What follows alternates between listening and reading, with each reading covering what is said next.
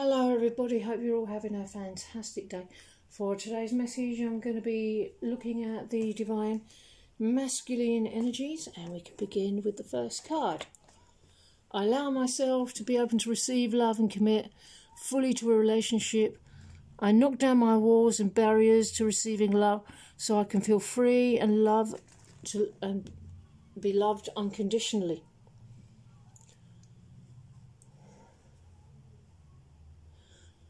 So have patience as you work through all the patterns, releasing bad feelings of lack of connection to the divine. It passes. Life is really non-stop joy all the time. Fall into that reality with very little effort. Real love is eternal. Only a single choice persists until you make a new one. You're loving yourself, and that's changing you. Others will put nonsense on you because they don't believe in love, but only love is real, truth. How does it feel to be loved? You don't have to pay a price. All that's required for love is letting it in. So be open to receiving love as well as giving love. It's safe to attract this stupendous love. Attract it by choosing it and surrendering control of the situation. Numbing, so yeah, control is a kind of numbing. It's a numbing out to feelings of anxiety. So it's safe to let that go. You're not taking love from anyone by being loved. They're being loved. You're being loved. By being loved, you're giving to all. Everyone receives the love you're emanating. So it's safe to feel your feelings. Maybe we're just too different. Well, we're not carbon copies of each other. It'd be boring if we were. But really, we are the same at the core. We are totally one at the core. Deep at the core. So if there's any apparent misalignments on the outside, that's just an invitation to go deeper. And once we do, we realise that there was never any misalignment, only misunderstanding. This is part of our journey together. Don't seek validation outside and then find me doing something else. That's literally meaningless. Know that you're worthy of divine love. It naturally attracts me to you, but only because you love the divine first. You're worthy of divine love. The source is within. Choose to be a good friend with yourself and with the divine.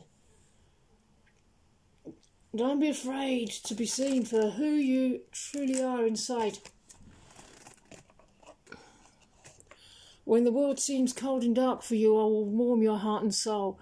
I will shine my light bright enough for the two of us, just as you do for me. Alone we may stumble, but united we lift each other up. I always leave a light on to guide you safely back home. So you're never doing it alone. I'm always with you every step of the way, and you'll realise that more and more as you move forward. So love the divine, love yourself, love me, love yourself, love others, love the divine, love yourself, love me. Happy life. That's how the divine flows through the whole of creation. I know that I need to make amends for my mistakes, and contemplating how to do this because I want to show you how much you mean to me.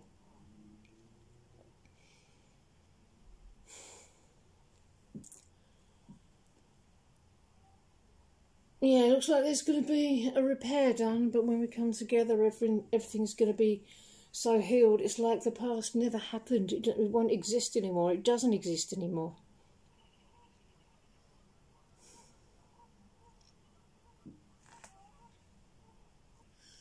You can accelerate this process that will help me resolve everything my end by coming into union with the divine, because only when you're one with the divine can you have a true partner, a lover with the divine. That's who your twin flame is to you. All the other principles are essential. You need unconditional love. You need to have faith when giving, because it can be scary. How many times did we both put our hearts into something and got knocked back, loved someone and not had it returned?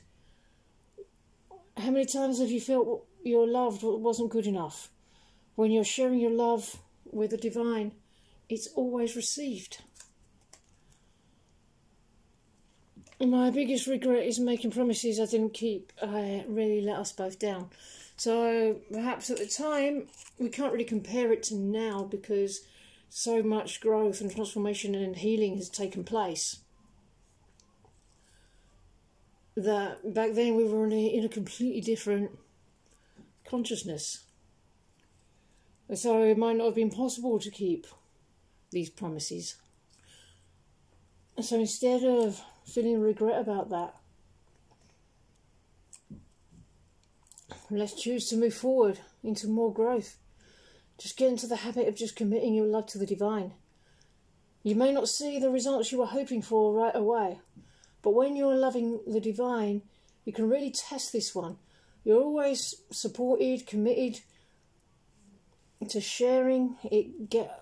Sharing of yourself, it galvanizes harmonious union. You must give your divine gift. And that's when our relationship begins. And when you realise it, the divine can give you more. When you have achieved the process of loving unconditionally, then you can start to have a real foundation in love. That's the answer that you seek. That's it. The thing that you're trying to hold on to, it will slip through your fingers if you try and hold on to it. You get that little bit of contact with your twin flame, yes, no, then it's gone. Because when you try and grasp anything, you're stepping out of the flow and you want to be in the flow, stay in the flow. It's that flow that supports you, that you stand on. And much of the problem is that we really underestimate our own divine power and love for divinity.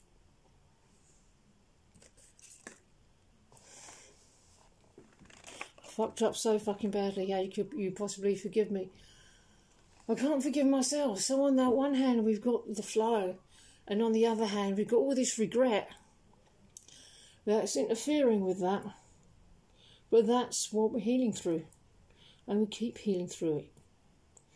So we can step completely into the flow, because the flow is so potent we could stand on it.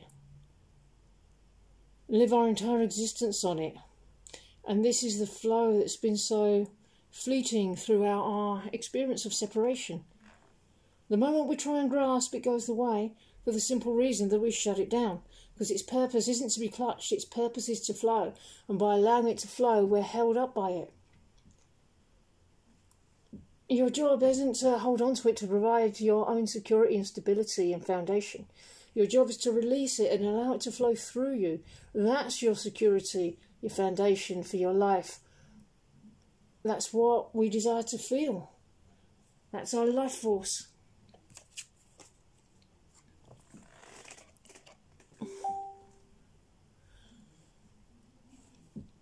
That's our life force that provides for us. All you desire is that foundation. It opens naturally at the perfect pace for you. Don't distrust it, because as soon as you start to distrust the flow, it will reflect that back to you. Root the stuff out using the healing tools. That's the entire formula. When you become all that you are, unimpeded by the veil of illusions of a lie that had infected our perfect mind. The spiritual work is a relief from that infection which burdens us. It's okay to acknowledge if you're still there, but it's not even real. It doesn't exist. Don't put your power there. The divine is your ultimate lover. The divine created an eternal partner for you.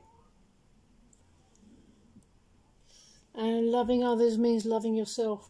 Your cup must ultimately flow into others. Don't stop. Be messy. Let it spill over. It's okay. There's a universe that desires only what flows only through your cup. In only your way. You're special. You have something unique. Even if you're doing the same thing as everyone else. So fill your own cup with divinity and extend it to others. Don't try and dump it out. That's not the way.